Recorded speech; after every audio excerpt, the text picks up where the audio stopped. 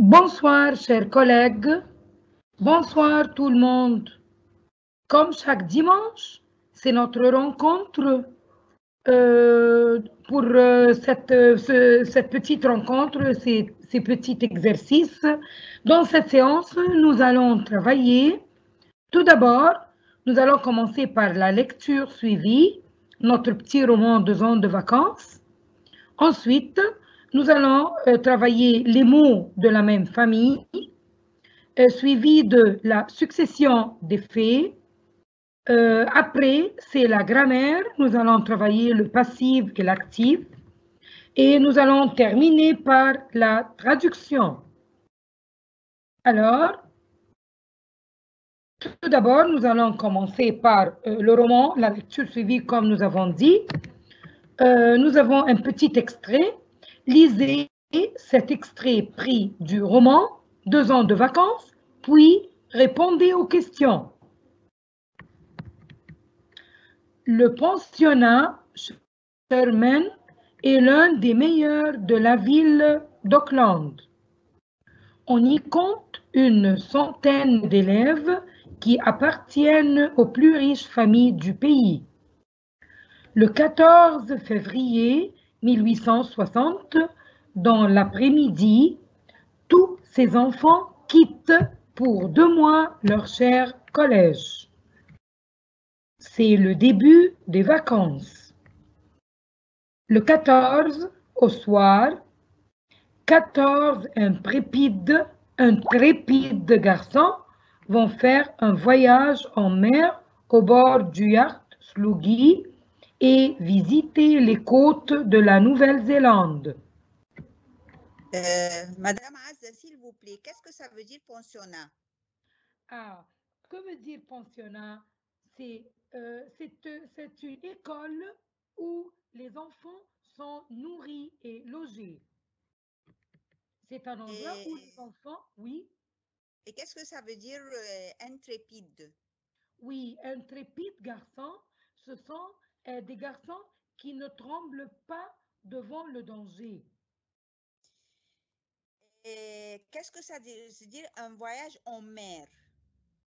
Ah, un voyage en mer, c'est-à-dire comme aller au bord de la mer. Merci, Madame Azza. De rien. Ça va comme ça? On continue? Et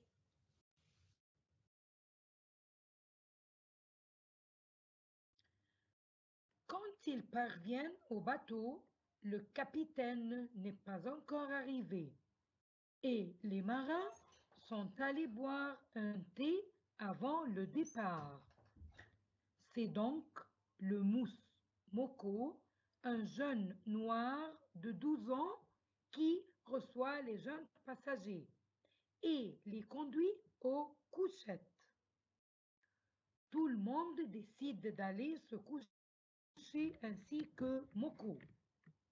Soudain, la mare du yacht se couchait.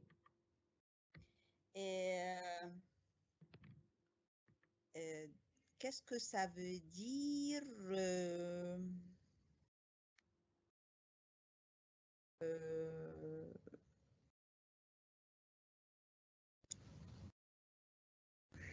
la mare? Oui, la mare. La mare, c'est un type de cordage servant à attacher un bateau à un point fixe pour qu'il n'avance pas dans la mer. C'est-à-dire oui. c'est un type de l'arrêté. Et qu'est-ce que ça veut dire se détache? Oui, se détacher, c'est-à-dire se découper. Détacher quelque chose, c'est-à-dire le découper. Merci, Madame Azza. De rien. Maintenant, on a terminé la lecture. On passe aux questions. Première question. Où résident les élèves? Je crois qu'ils résident dans le pensionnat Sherman. Oui, c'est l'endroit où ils vont passer leur jour d'études. Deuxième question. Quel type de famille préfèrent envoyer leurs enfants dans ce pensionnat? D'après notre lecture suivie, ce sont les plus riches familles du pays. Oui, c'est très bien, c'est tout à fait juste. Ce sont les plus riches familles du pays qui y résident là-bas. Troisième question. Quand ces élèves vont quitter le pensionnat et pour combien de mois? Ici, nous avons deux questions qui nécessitent deux réponses. La première question, quand ces élèves vont quitter le pensionnat? Ce que j'ai retenu, qu'ils sont 14 élèves et qu'ils ont quitté le 14 février 1860. Très bien. Et pour combien de mois? Pour 2 mois. Très bien. Alors, ce sont 14 élèves qui vont quitter pour 2 mois.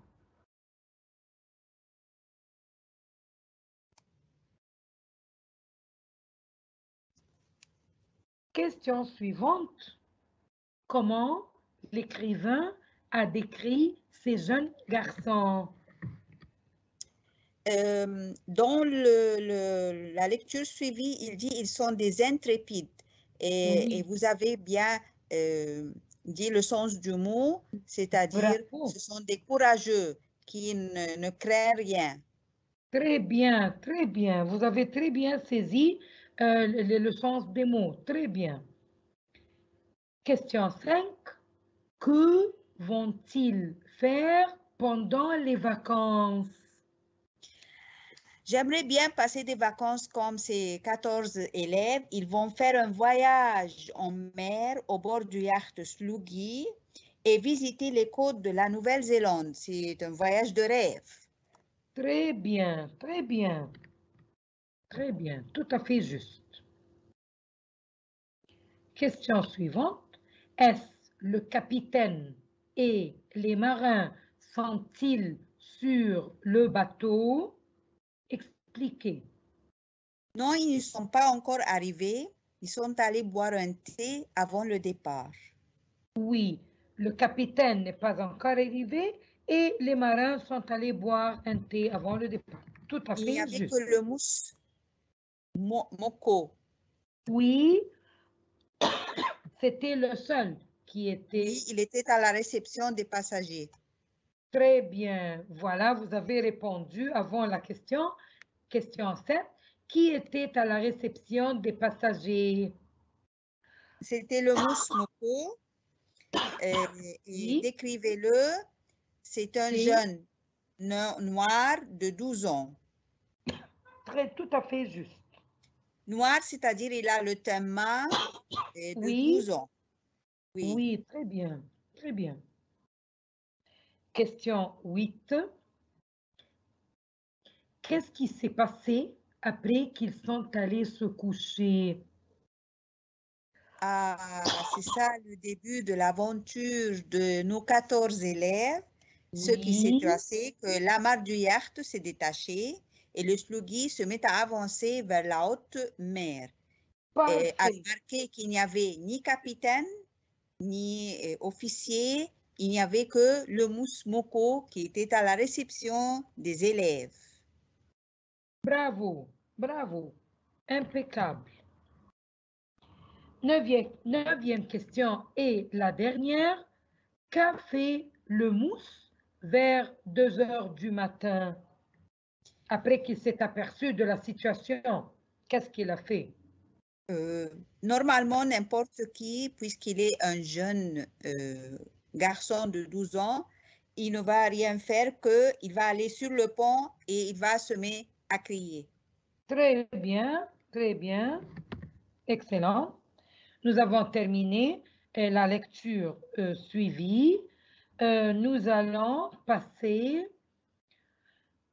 au deuxième travail aujourd'hui. C'est le vocabulaire. Le vocabulaire.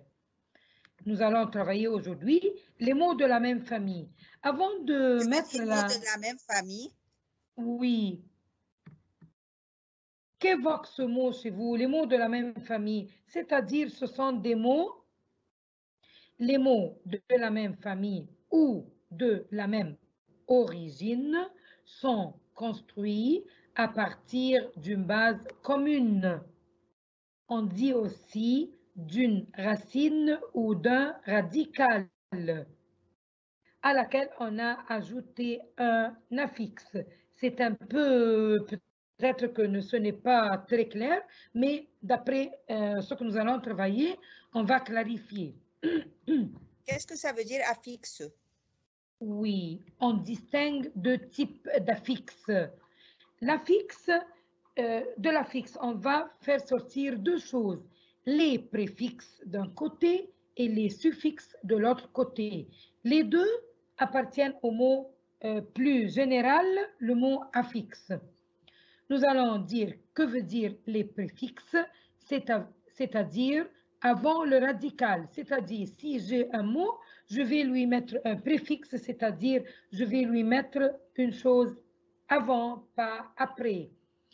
Voyez le mot port, je vais mettre un préfixe, c'est-à-dire avant le mot aéro, aéroport. Ces deux mots sont des mots de la même famille.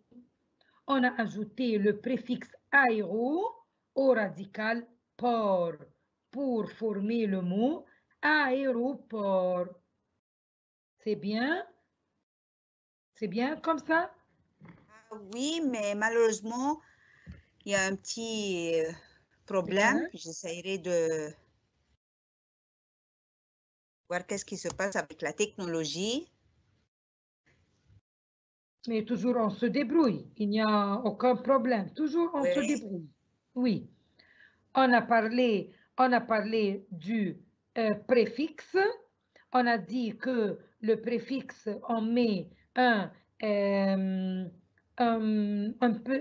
mot avant le mot comme aéroport, ça c'est le préfixe. On va passer ensuite les suffixes. Les suffixes, c'est tout à fait le contraire du préfixe. Préfixe avant, suffixe après, pour très bien étudier.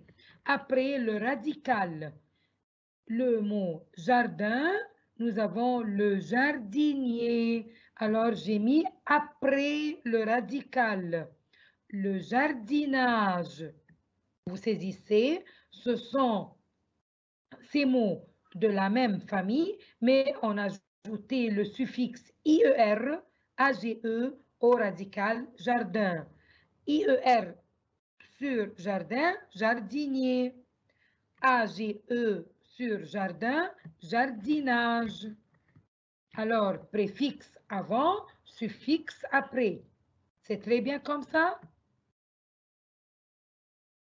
Je crois que j'ai bien compris. Est-ce qu'on peut ajouter à un seul racine ou radical un préfixe et un suffixe?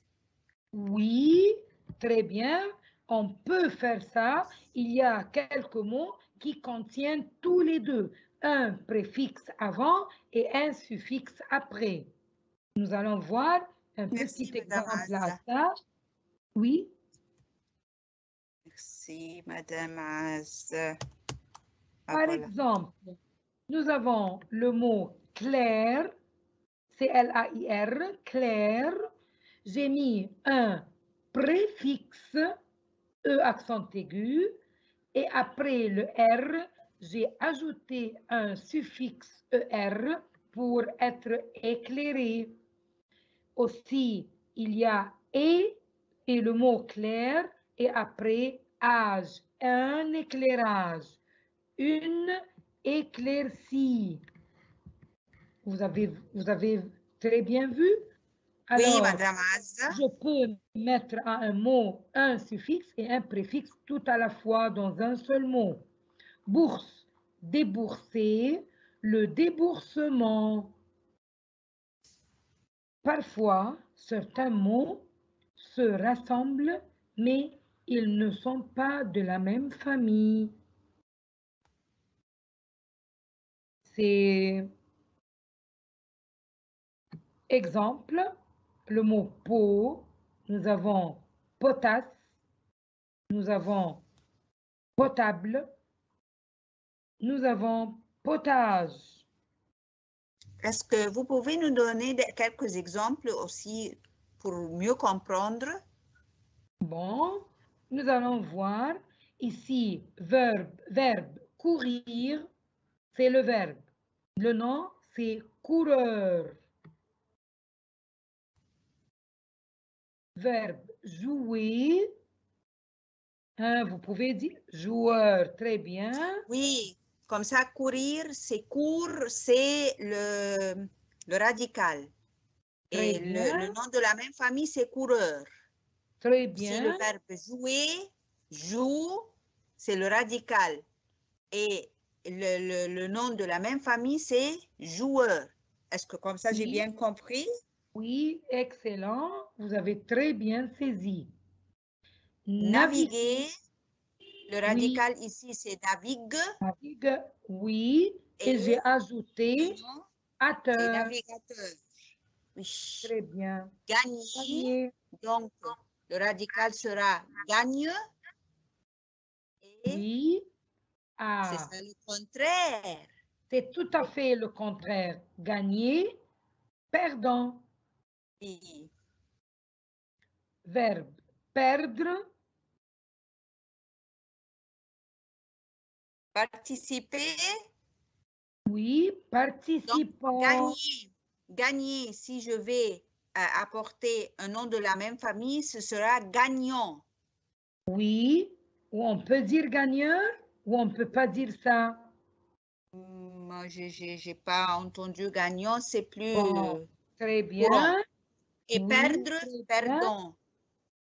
Oui, j'essaye un peu de vous tester pour Oui. s'assurer que vous avez un très bon bagage de langue. Bon, D'ailleurs, j'essaye gagneur. toujours de chercher un mot de la même famille que j'ai déjà entendu, je savais auparavant, pour ne pas se Oui, confondre ou bien donner un mot qui n'existe pas dans la langue, par oui. exemple. Il faut chercher toujours les mots qui sont couramment utilisés.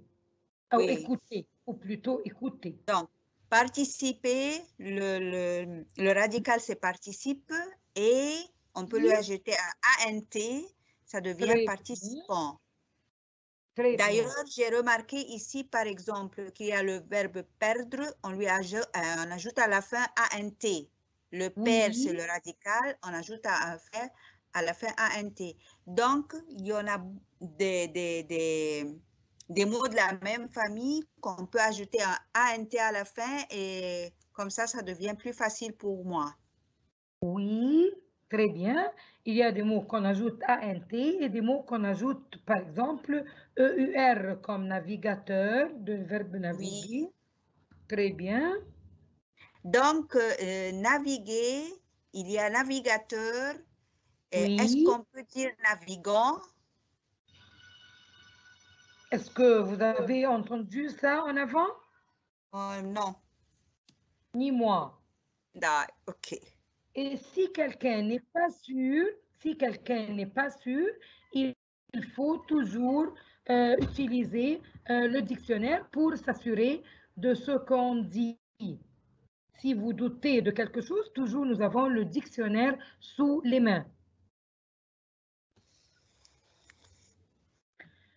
Ici, nous allons s'assurer de notre compréhension, compléter ce tableau par des mots, compléter ce tableau par des mots de personnes ou des verbes de la même famille.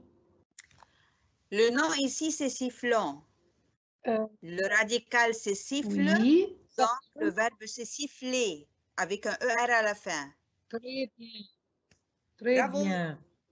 Ici, on a fait un peu tout à fait le contraire. On a apporté le nom et on va apporter le verbe. Ici, le verbe fêter, ça vient Fêter. de La fête, ça peut être un la mot de la fête. même Oui, famille. le verbe c'est Oui. fêter, mais le nom, c'est une fête ou plutôt la fête. Très bien. Une Ici, attente. on vous a apporté le nom une attente. Le verbe, c'est attendre. Oui. On va apporter le verbe. Très bien, très bien. Verbe attendre. Nous avons ici verbe rencontrer. C'est une rencontre. On va apporter le nom. Oui, faire une rencontre, c'est-à-dire c'est le nom une rencontre. Tout à fait juste. Un annonceur. Un annonceur, le verbe c'est annoncer. Et on peut aussi avoir un autre nom, c'est une annonce. Oui, faire une annonce. Aussi du verbe annoncer. Oui.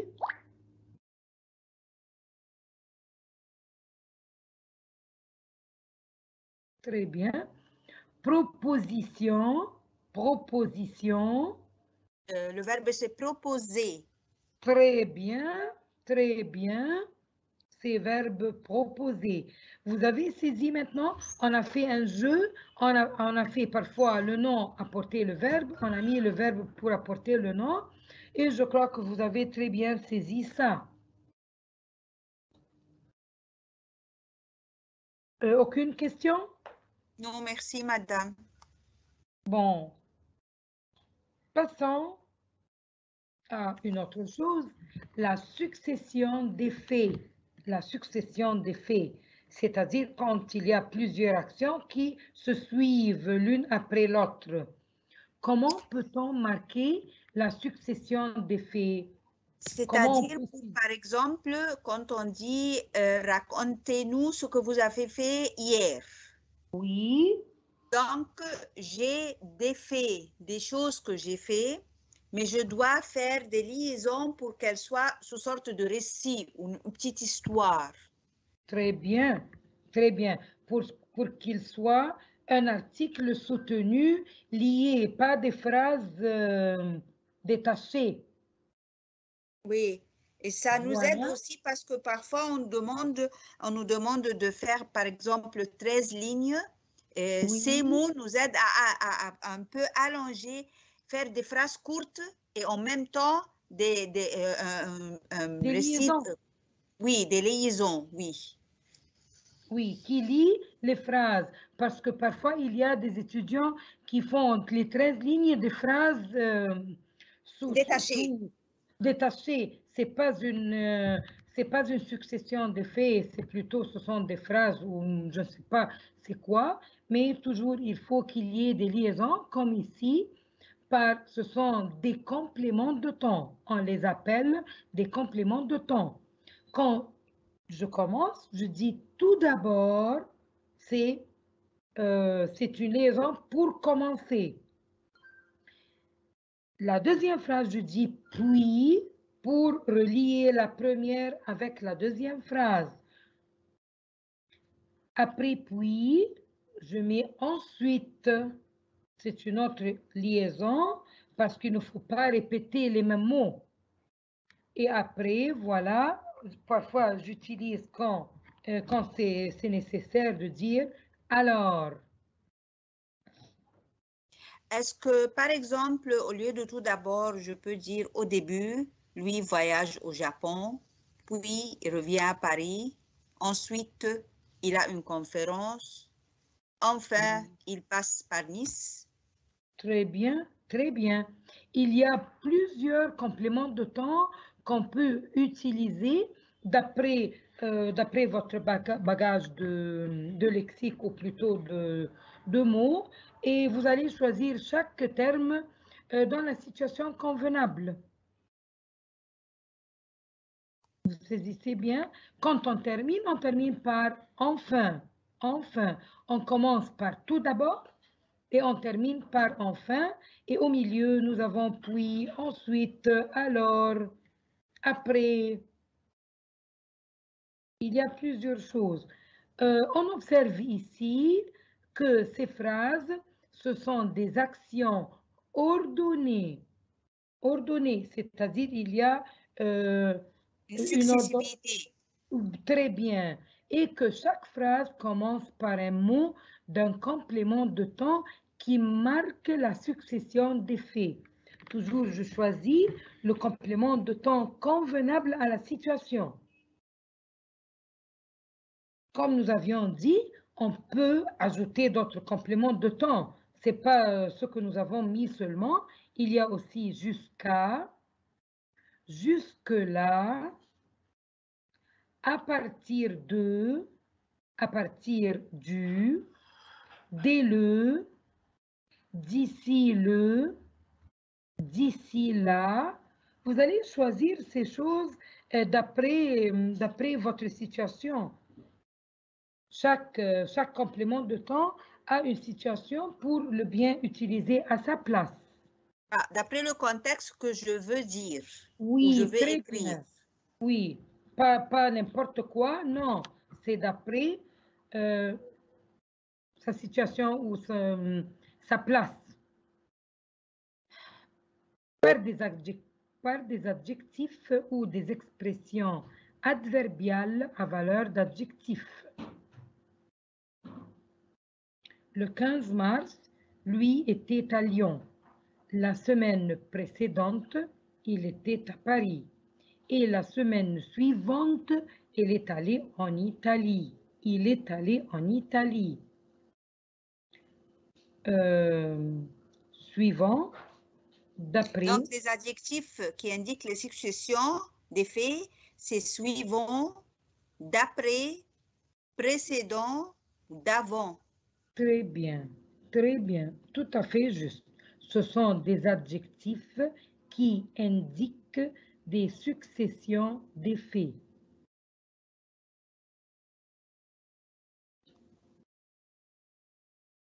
Il y a aussi par des verbes. Nous avons le verbe suivre, succéder à, faire suite à. Exemple, le voyage en Italie précède son jour à Paris.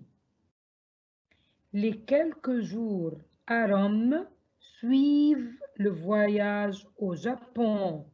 Vous voyez, les verbes relient les deux phrases par une succession. Troisième exemple, sa visite des pyramides de Gizeh succède à la rencontre du ministre de Santé. Exemple suivant, les quelques jours à Paris font suite au voyage en Égypte.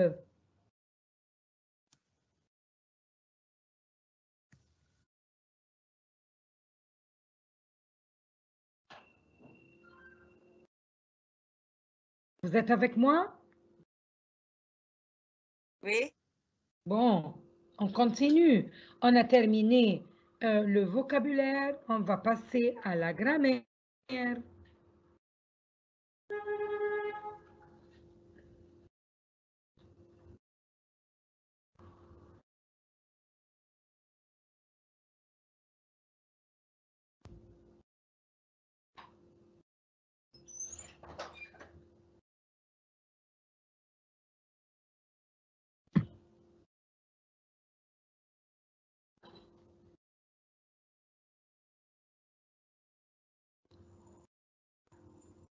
Vous voyez? Observez très bien, s'il vous plaît.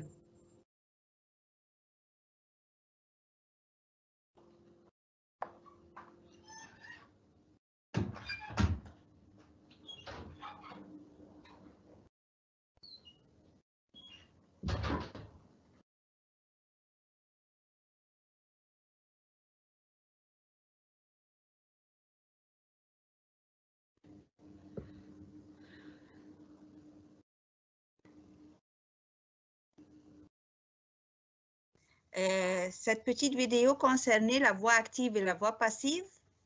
Oui. Donc, vous pouvez...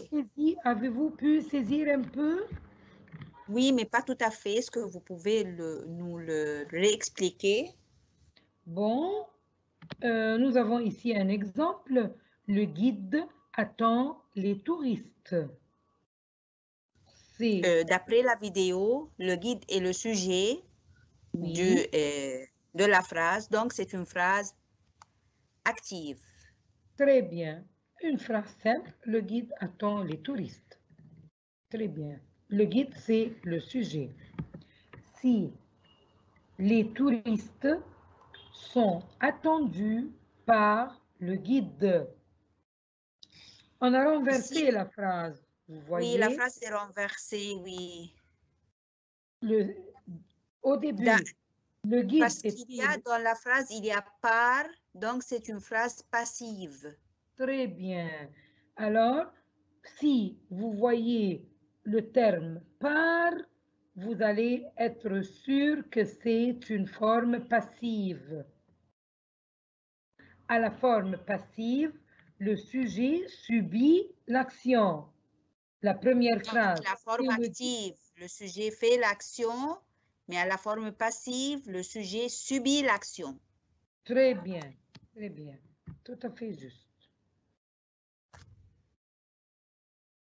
Le sujet de la phrase active devient le complément d'agent introduit avec par dans la phrase passive.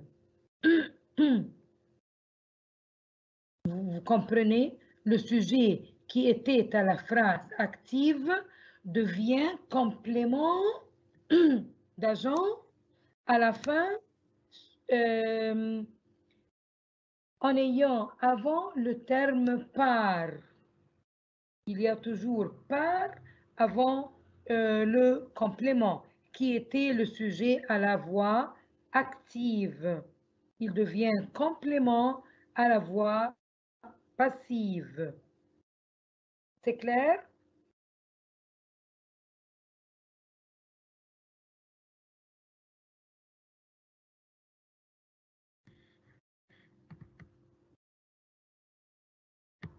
Le complément d'objet direct de la phrase active devient le sujet de la phrase passive.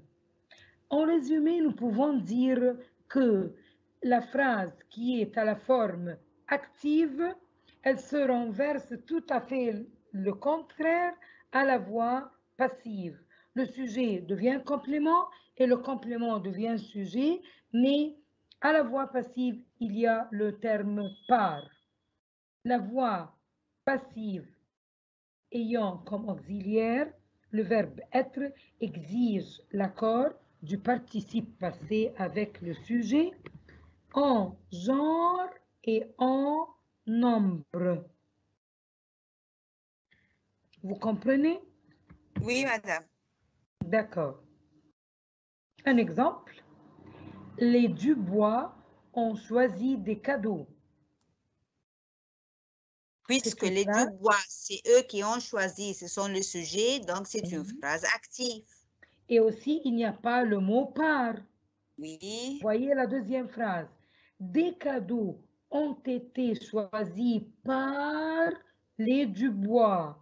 Puisqu'il y a par, c'est une phrase passive. Très bien.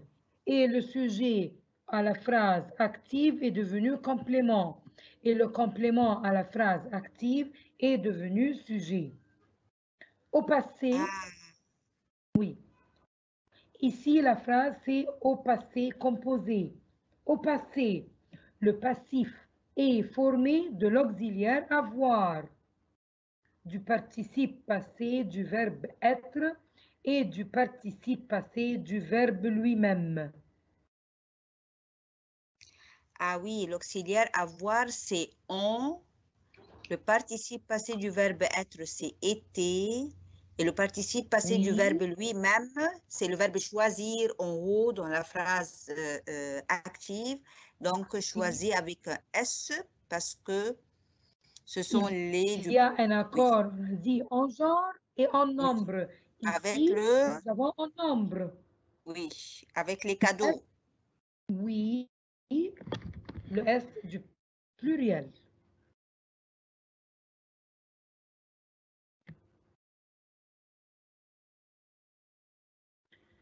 Exemple suivant ou phrase suivante. On achètera des petites robes demain. On achètera c'est une phrase active, mais en quel temps? Quel temps Au utilise futur.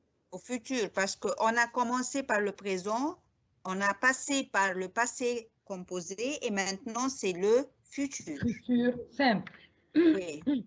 On achètera des petites robes demain. Une phrase active. Des petites robes seront achetées demain. Faites attention ici. Qu'est-ce que vous saisissez ici? Il y a quelque chose qui, on passe point par point. Ici, des petites robes est devenu le sujet. Seront, on a utilisé le futur parce que le verbe acheter, c'est au futur. Ici, acheter, il y a ici un accord en deux choses. Quoi et quoi? En genre Et en nombre. nombre. Genre, on a mis le E du féminin parce qu'on dit une robe, c'est un nom féminin. Et ce sont des robes, alors j'ai mis le S du pluriel. Madame, s'il vous plaît, ici le on. Très bien. Qui est le on? Comment on va procéder avec le on? Oui, intelligente. Vous voyez ici, est-ce que c'est logique qu'on dit des petites robes seront achetées par an? C'est pas applicable ou c'est pas acceptable. Quand le complément d'agent n'est pas exprimé dans la phrase passive, le sujet de la phrase active est on. Ah oui, c'est pour ça qu'il n'y a pas dans la phrase passive par. Oui, parce que le sujet ici, il y a on. Enfin, toujours si on voit on ne met pas par. Nous allons un peu résumer ce que nous avons travaillé, les transformations du temps dans la phrase passive. Nous allons voir le temps dans la phrase passive active et dans la phrase passive. L'indicatif présent. L'enfant la mange.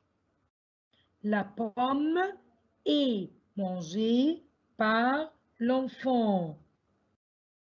Vous voyez ici? Oui, dans la phrase active, le verbe est au présent, mange. Alors? Par conséquent, je vais Oui. apporter le verbe être, je vais le mettre au présent lui aussi. Oui. Et le verbe principal mange, je vais apporter le participe passé du verbe manger. Et par conséquent, je dois retourner à la pomme. Si c'est féminin, je dois ajouter un E. Bravo. La pomme est mangée par l'enfant. Excellent, excellent. L'indicatif imparfait des amis égyptiens nous inviter. Ici, c'est le verbe attendez, inviter. Madame Azza, s'il vous plaît. Ici, le sujet, c'est les amis. Oui. Donc, des amis égyptiens ont invité qui? Ça, ici, c'est le complément. Nous. Oui. Inviter à l'imparfait. Bravo. Par conséquent, je dois apporter le verbe être à l'imparfait dans la voie passive. Passive, bravo, bravo.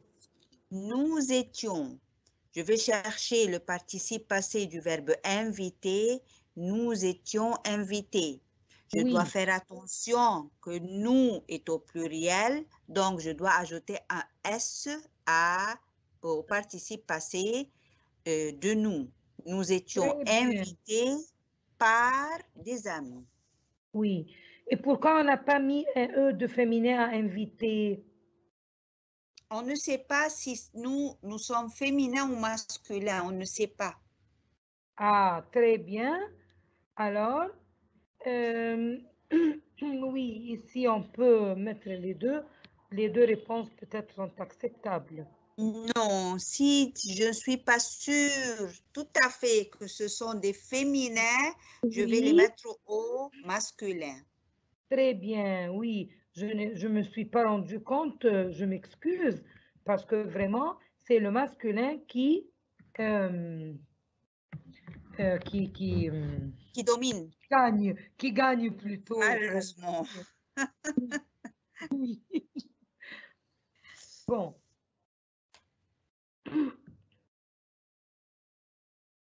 Toujours, on parle, nous sommes dans les transformations du temps.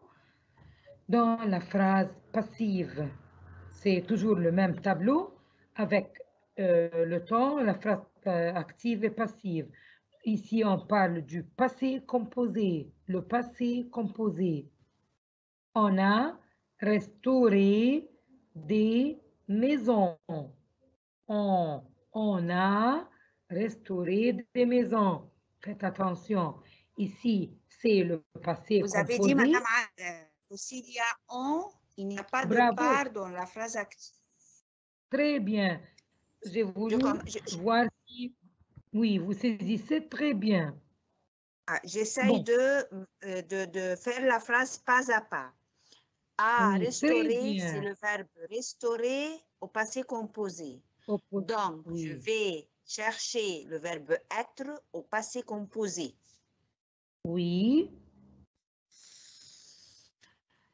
Le complément, c'est des maisons. Je vais commencer par des maisons. Et le verbe être au passé composé, conjugué avec les maisons, ça ont été. Et puis, je vais chercher le participe passé du verbe restaurer. Je dois faire attention. Qu'est-ce qui a été restauré? Les maisons. Maison, c'est féminin, pluriel. Donc, je vais ajouter au participe passé un E et un S. Bravo, bravo, bravo. Merci. Temps de rien, ma belle. Le temps suivant, c'est le futur simple. Le guide informera les voyageurs. Futur, ici, il y a un E en plus, Madame As. Où? Futur il simple. y a le Il y a en plus. un E en plus. Oui, avec le mot futur. Je m'excuse. Oui, ça m'échappe. Je m'excuse infiniment. Ça vous est échappé, Marie. Oui, je m'excuse infiniment. Je m'excuse. On n'est pas complet, mais ce qui est bon, c'est que vous avez une très bonne observation et toujours on tombe dans le piège. Pourquoi pas? Merci. Le guide informera le voyageur. Oui. Le guide est le sujet, donc il sera à la fin de la phrase, précédé par. Les voyageurs, je vais chercher le verbe être au futur. Verbe être au futur, ce seront. Et le participe du verbe informer, c'est premier groupe, ça va être informé avec un E accent. Et les voyageurs, puisque je ne sais pas s'ils sont masculins ou féminins, je vais les compter en tant que masculins, mais ils sont pluriels, donc je vais ajouter un S à la fin. Bravo, bravo, bravo. Très bien, très bien. Quand on était enfant, on nous disait on va faire des ciseaux pour remplacer le passé, le sujet et le complément des ciseaux, oui. Oui. Oui, c'est juste, vraiment.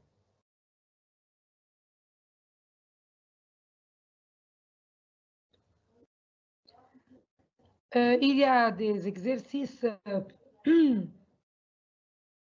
que nous allons vous présenter pour s'assurer que vous avez très bien saisi et pour tester votre compréhension.